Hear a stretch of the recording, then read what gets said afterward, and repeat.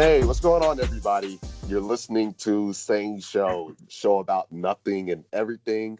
I'm your host, Cliff, and today I have another special guest joining us. He is the CEO of Harris Blitzer Sports and Entertainment, the Prudential Center, the New Jersey Devils, and one of the NBA's most storied franchises, the Philadelphia 76ers. He has a new book releasing, Be Where Your Feet Are, 7 Principles to Keep You Present, Grounded, and Thriving.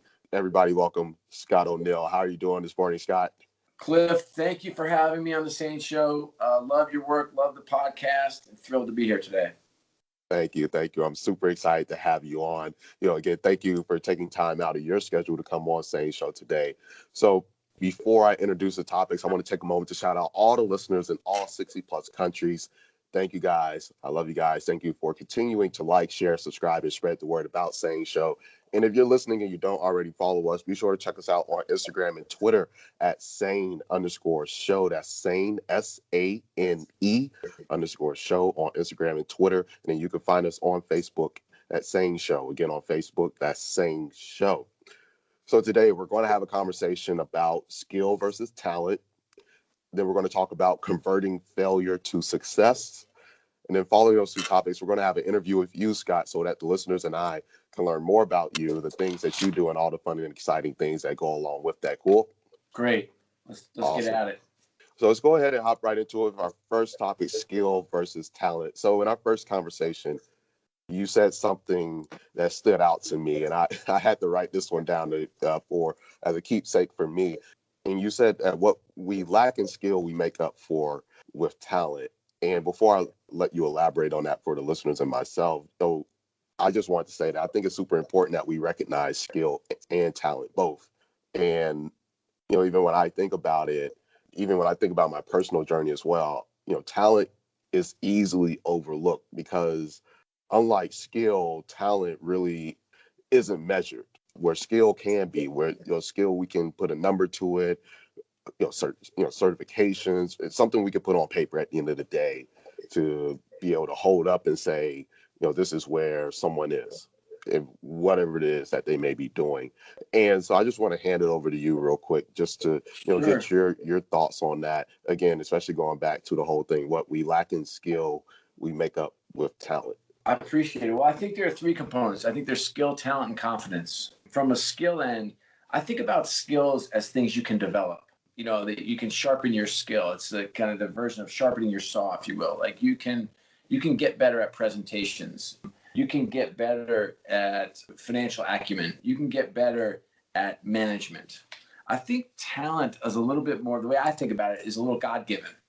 What have we been blessed with, if you will?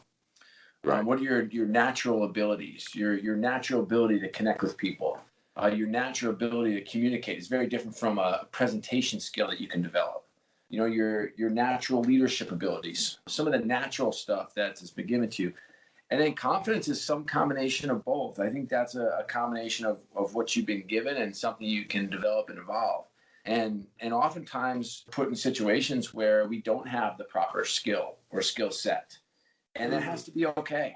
And that's where we have to rely on both our talents, kind of our God-given skills or talents, if you will, and the confidence we have to as I say in my book, act as if.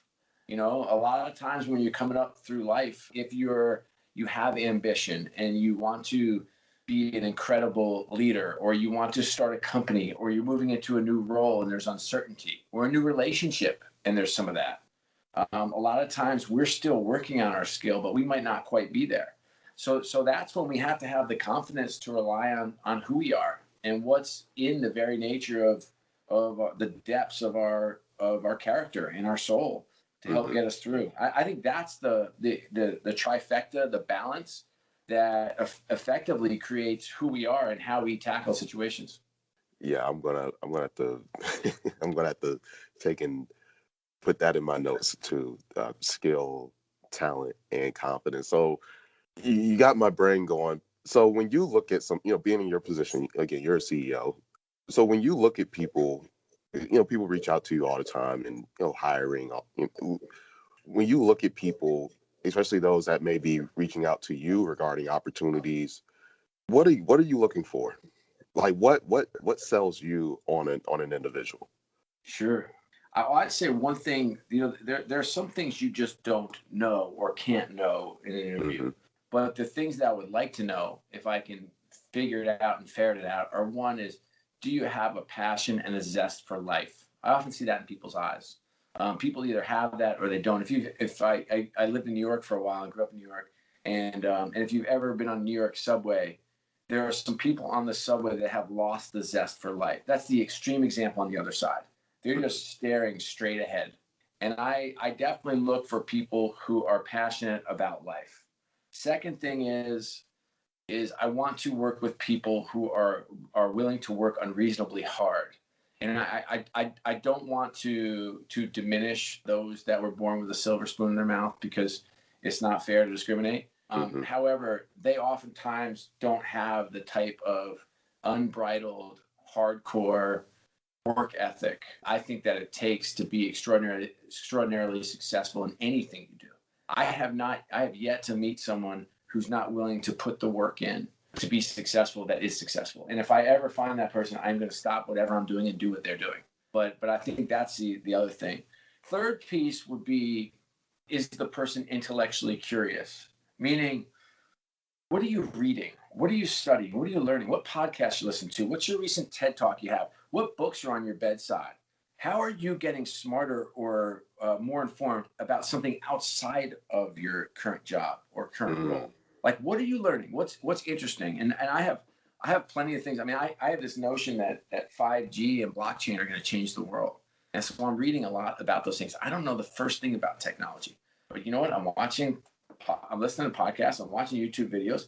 I'm getting educated. I'm reading research reports, because I think that a lot of the future of my business is going to be wrapped up in those two technologies. So, and it doesn't have to be those. It could be geopolitical. Hey, I'm really interested in the history of a certain part of the world. Like, I just want people who are thinking and different and want to build kind of their knowledge base, because I think you get more creative in your core job if you're learning things outside of your job.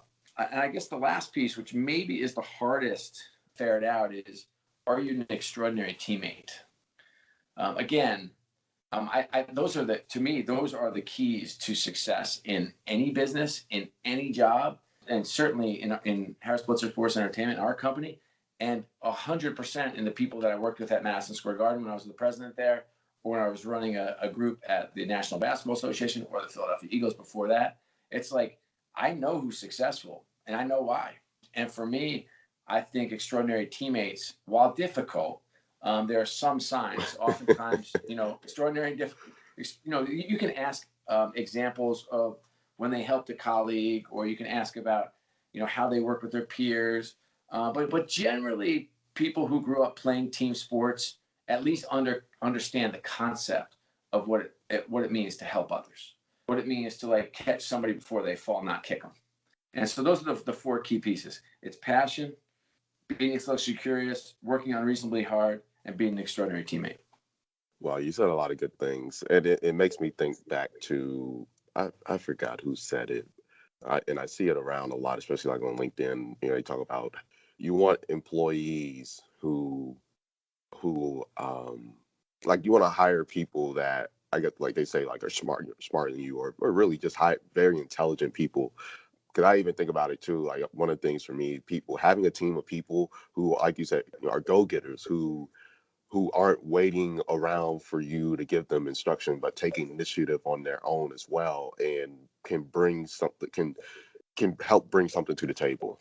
But that's just kind of where my head is, just listening to Yeah, you, no, I say what you're totally saying. agree. I think that when you're a leader of an organization, you were looking to bring around complementary skill sets.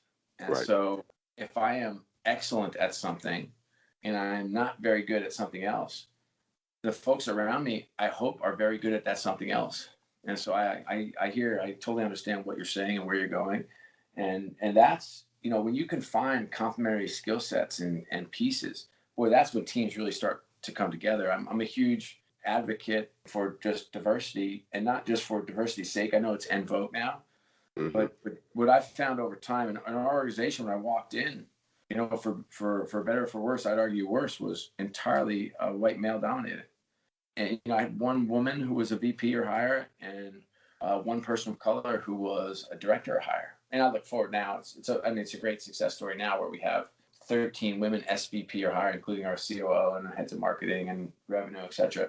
34% of our organization is now people of color. So you have a very diverse base.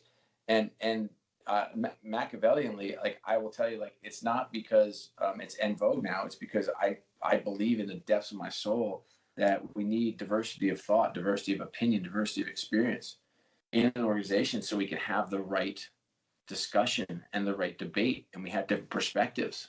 And that's how you come to the right answer. And this is a company that's grown 6 times in the last 8 years since I've been here. So it's certainly, I would add contributing quite a bit to the extraordinary performance we've had. But I think that we have to look outside of ourselves and start figuring out how we get the best information. And that comes through a diverse crew, of course. I agree.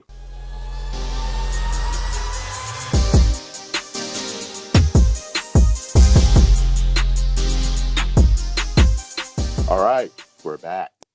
So now we're going to have a conversation about converting failure to success. This is honestly one of my favorite things to talk about. I know you touch on this in your book as well. And I believe that there is somewhat of a false narrative about things. We always talk about having a plan and wanting to properly execute, but things don't always go according to plan. And you and I both know that very well. And speaking for myself, I've come to appreciate my failures in life. And even when I think about having, very big, audacious goals and the goals that I have for myself and even for this show, you're going to go through things, and you're going to have a lot of things that you're going to learn. And as I like to say, to whom much is given, much is required. Especially, there's a book actually I read recently, As a Man Thinketh, and I remember in the book it does talk about like the more you want, the more you're going to have to give.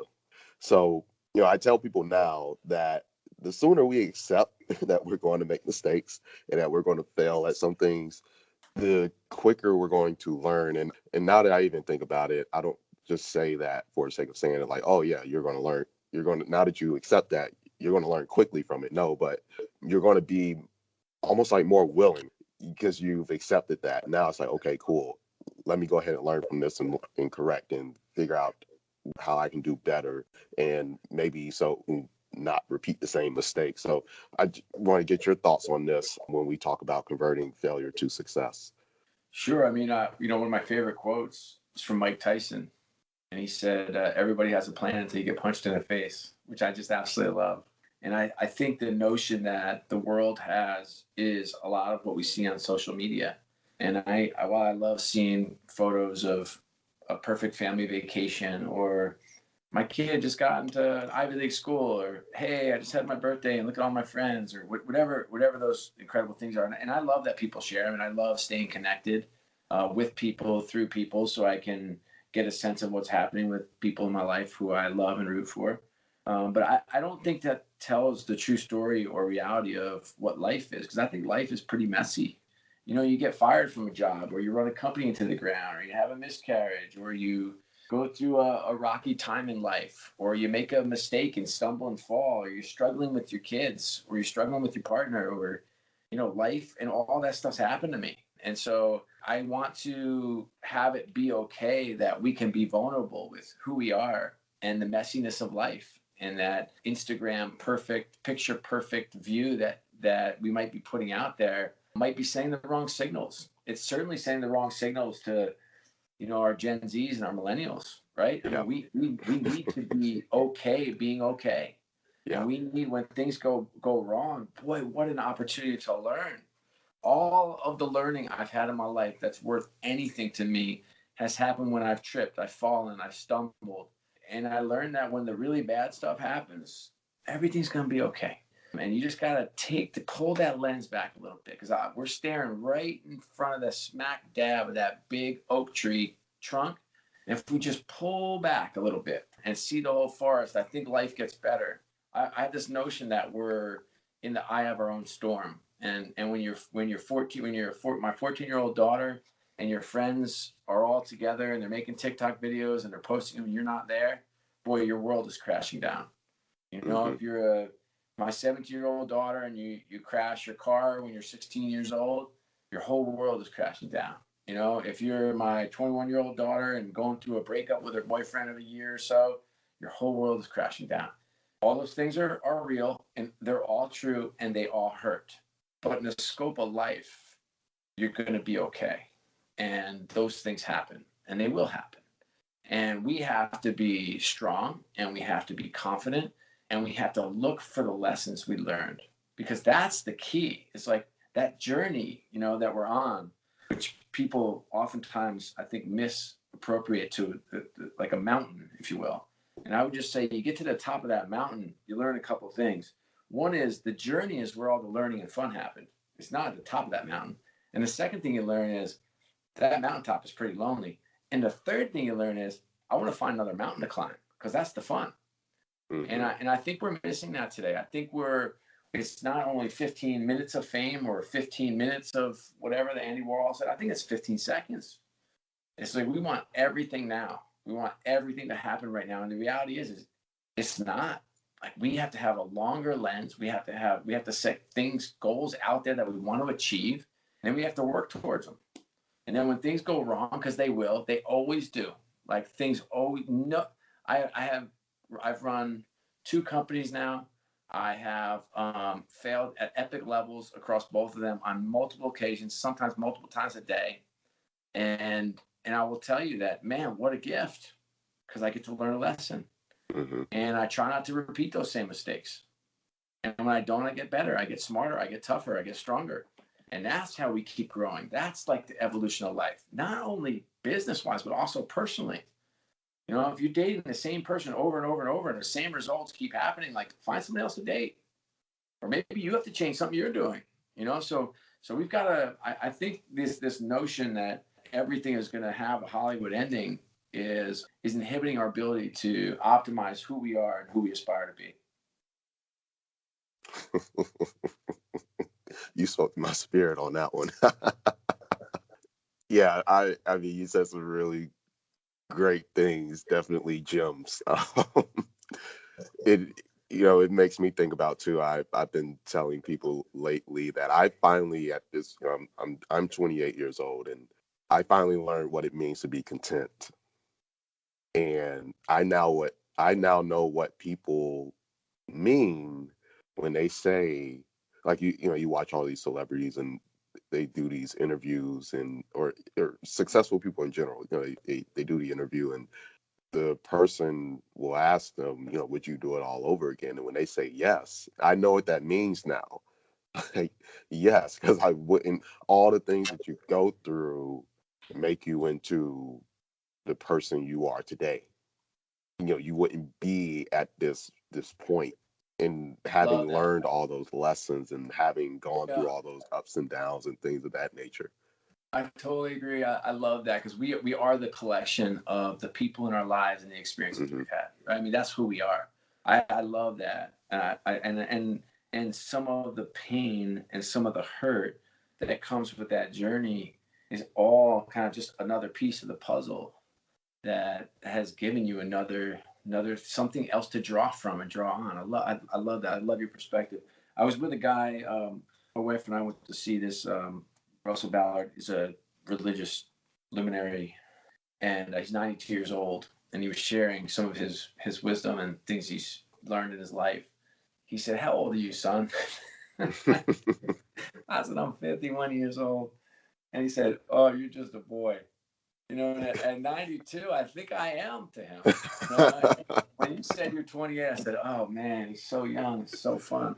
You're at such a fun stage of life, and at 28, you're not a kid anymore. You're a man, and yeah. And you've been through some of the ups and downs, and you've had some real hurt and pain. You've had some real success and joy, and you've had hopefully a real relationship, and you're getting to that point where you understand who you aspire to be, which is so amazing. It's such a fun time of life. That is very true. Very true.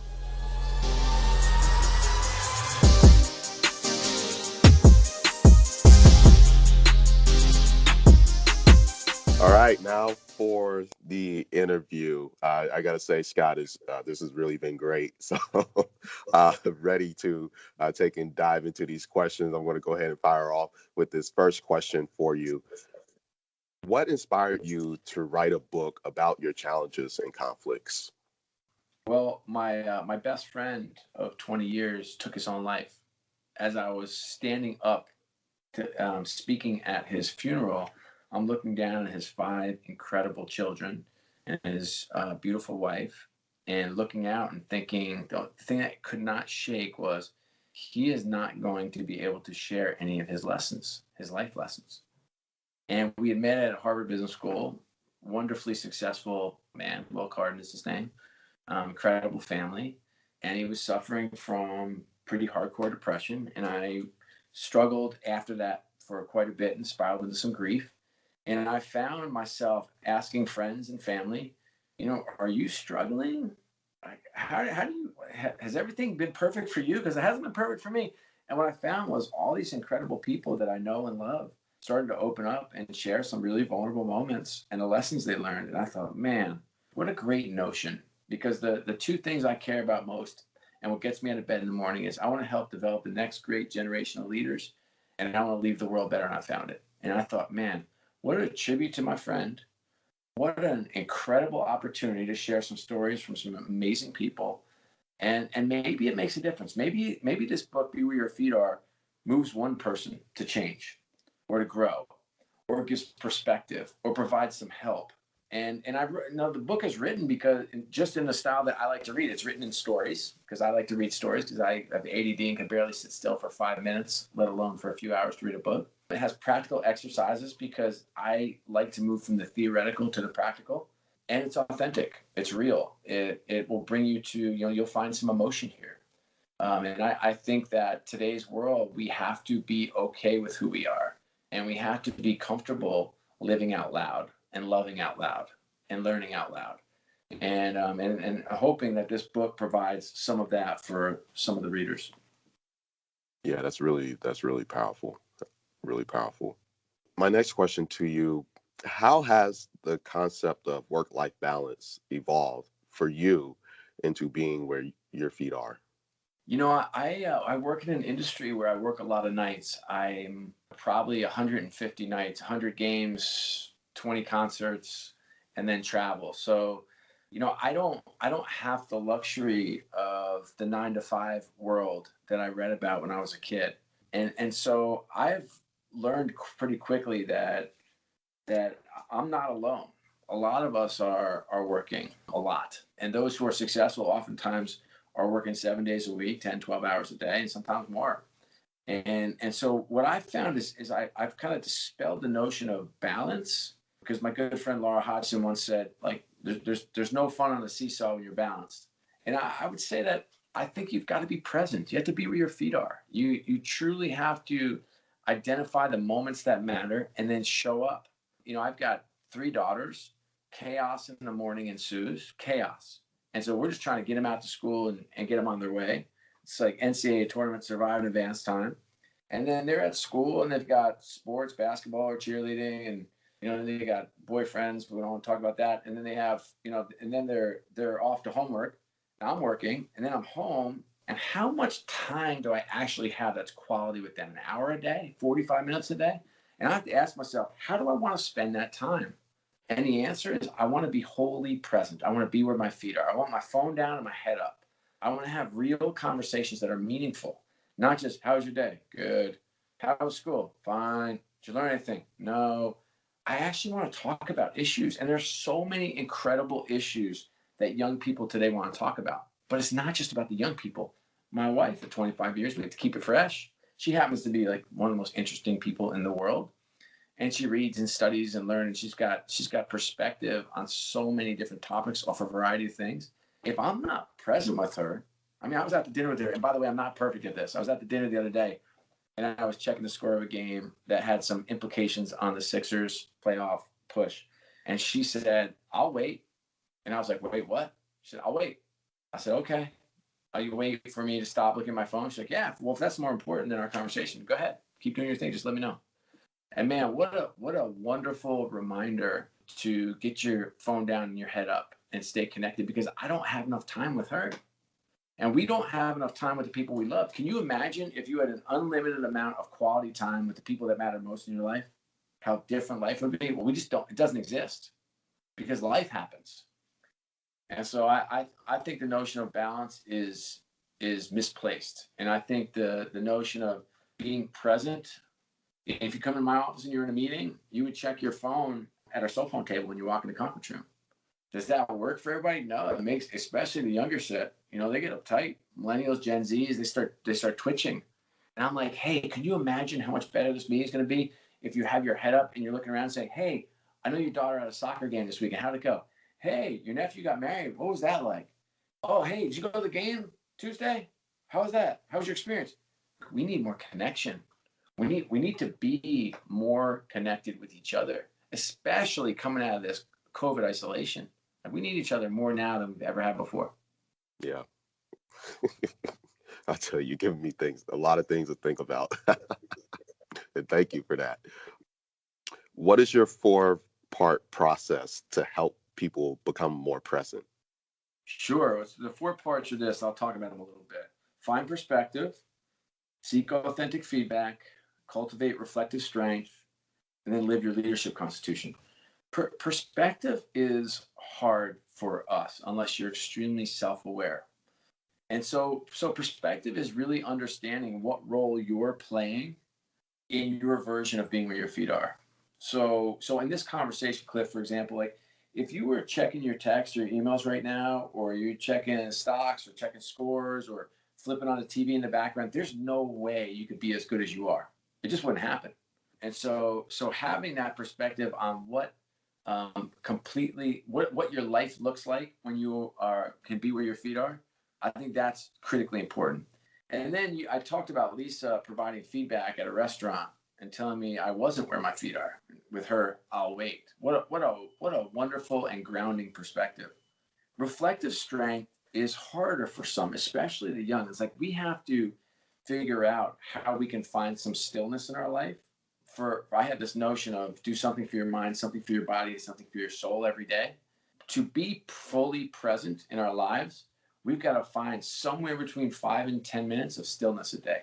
And if that's prayer and scriptures, awesome. If it's meditation, amazing. If it's just sitting outside and listening to the birds chirp in the morning, terrific. But you've got to find some peace and stillness to be able to have the discipline to be present. And when if you're at a movie, don't have 2 or 3 screens going. If you're watching a game, you don't need a second and third screen. If you're with your best friend, put your phone in your pocket. There's nothing more distasteful for me to have a bunch of teenagers over my house and they're sitting around a table and they all have their phones and none of them are talking. It's like we need to be better. And then your leadership constitution, I encourage your listeners to answer these 2 questions. I declare that I am ... and you can count on me to be ... So I declare that I am, and you can count on me to be. Because you have to figure out who you are when you're your best self. And if you can write that down on paper and read it in the morning while you're brushing your teeth every day, you get a pretty good sense of who you want to be and how you can be more connected with the people that really matter. That's very true. Very true. And my last question to you, what kinds of conversations do you hope your book might inspire between teammates, colleagues, and friends, and really anybody that picks up a copy and read it? I love that question. I hope that you will walk into your staff meetings and you might start each meeting by saying, hey, why don't we go around the table today and talk about one thing we're grateful for? Or you might be at a family dinner tomorrow and you go around with your family or your friends, however you define family. It could be, everybody defines family differently. But you go around the family and say, okay, why don't we talk about one thing we learned today? And you might be talking with your best friends and you might say, hey guys, why don't we talk about a time that we set a goal, failed, and what we learned? Can you imagine if we just stoked conversations differently?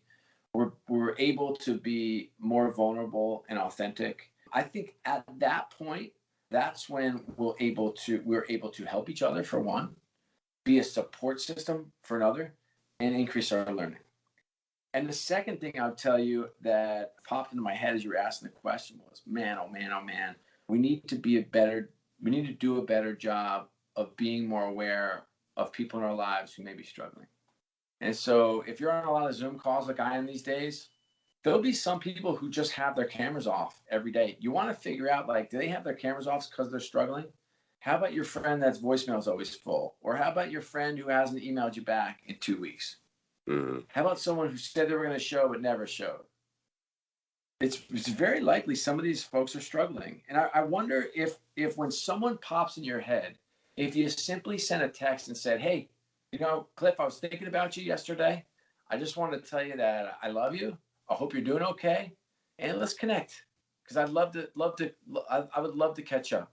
One thing I learned from you a long time ago was X, Y, and Z. Man, oh man, oh man. Do one of those a day. How about texting your mom today? Hey, Mom, just wanted to tell you I love you. I appreciate you. When you took me on that trip when I was 13 to see you work, it changed the way I see the world. It changed the way I saw women, and it changed the way I saw you as a mom. I just want to tell you, like, you have made a tremendous impact on me, and it still impacts me today. How about you send something to your mom? Like, we don't do this well enough as a society. And I tell you what, if everybody sends one text a day to someone who they think of that pops into their head or that they care about, the world gets better and life gets better. Wow. Yeah, you're going to have me going out texting people today. I'm so serious. Yeah, I I'm hope so so. serious. That's that was some really great answers, Scott. Really great answers. Like I said, you got my brain going. You got me thinking, and definitely going to do some reflecting. So I really appreciate all that great insight and all that wisdom that you offered today. I appreciate you. I appreciate the work you do. I appreciate your listeners, and I want everyone to be where their feet are, be grounded, take care of each other, and smile a little bit. There it is. So, listeners, well, first, Scott, thank you again for taking time out of your schedule to come on SANE Show. I really appreciate it and really enjoyed having you as a guest. Definitely would like to have you back on in the future. So thank you again. And thank you, listeners, for continuing to like, share, and subscribe. And make sure to grab a copy of Scott's book, Be Where Your Feet Are, 7 Principles to Keep You Present, Grounded, and Thriving. You can order it on Amazon. And am I missing anywhere else, Scott? No, you can get it anywhere. Amazon, Barnes and Noble, but So anywhere where I would, books are sold, anywhere you can books are get it. sold. But I would request one thing, is that if there's an indie bookstore in your neighborhood, I love Amazon, I love Barnes and Noble. They are wonderful and wonderful partners. But Main Street took a beating during the pandemic, and they need our help. So indie bookstores are wonderful as well. Awesome. So listeners, you guys heard them. Again, if you need to know where to find the book, there will be a link in the show bio. So definitely go there, click it. And also, again, there's a rewind button, like I always say. So definitely be sure to pick up your copy of the book. I know I'm going to order me a copy. So again, you guys are listening to the SANE Show about nothing and everything. And until next time, we're out.